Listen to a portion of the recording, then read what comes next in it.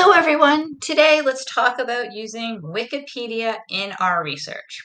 Wikipedia is actually an excellent starter tool. It's something that you can go to gain general information on your topic. Of course, you're not going to take that information and quote it or use it as a citation in your research paper. However, you can gather great information from it. If we go to Wikipedia and let's just put in measles, right now there's been cases in the news. We get a lot of general information about measles here. It gives us some background about it. It helps us to get some broad information, general information on our topic.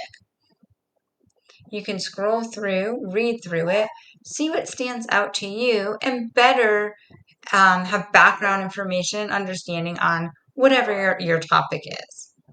The other nice thing about Wikipedia is they're going to give you references at the end. So you might see something that stands out.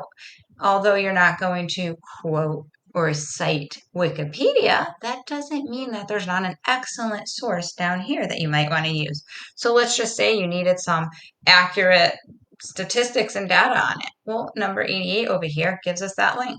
We can click it and open it, and then we get a presentation from the CDC. Now we know the CDC is trustworthy and reliable, and we can go through this, pull out facts and information that we might need, and that information can be cited and presented in our paper.